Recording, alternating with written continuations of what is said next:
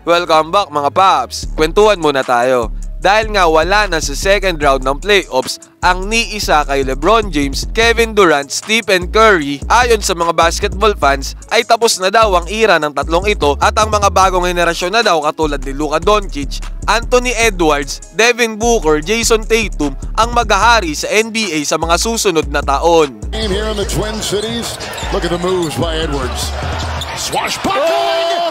At syempre mga paps, nandyan din si Nikola Jokic, Jamal Murray, Giannis Antetokounmpo at sina Joel Embiid. Ngayon mga paps, dahil nasa takip silim na daw ang karir ni KD, LBJ at SC30, panahon na daw upang magkampi-kampi itong tatlong ito. Kayo mga paps, pakicomment dyan sa baba kung ano ang opinion nyo. Dapat na nga bang magkampi ang tatlong ito at labanan ang mga mas nakababatang players sa NBA para mapatunayang kaya pa nila at makakuha pa sila ng kampyonato? Realistically speaking mga paps, pwede naman talagang magkampi itong tatlong ito para sa papadating na 2024-2025 season. Paano ko nasabi kanyo? Unang-una mga paps, LBJ ay may player option na granted ng Los Angeles Lakers sa kanya. Ibig sabihin, pwede siyang mag-sign na extension para sa Lakers at the same time, pwede niya rin piliin maging isang free agent. Yun ang kapangyarihan ng isang player option para sa isang NBA player. What if mga paps, piliin LBJ maging isang free agent? Dito na papasok ang Golden State Warriors kung saan pwede nilang isign ito at kunin. Yun nga lang mga paps, pag nangyari ito na isign nila si LBJ, for sure may give up na players ang Golden State Warriors para sa kontrata ni LBJ. Pero still, possible pa rin na makuha nila si LBJ, diba? Sa kabilang banda naman mga paps, si KD ay may ongoing contract pa sa Phoenix Suns. Hanggang 2025 to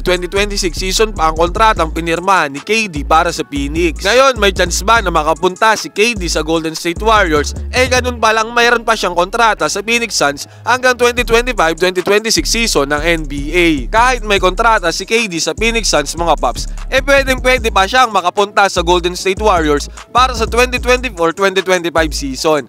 Bakit kanyo? Sa NBA mga paps, may tinatawag na buyout.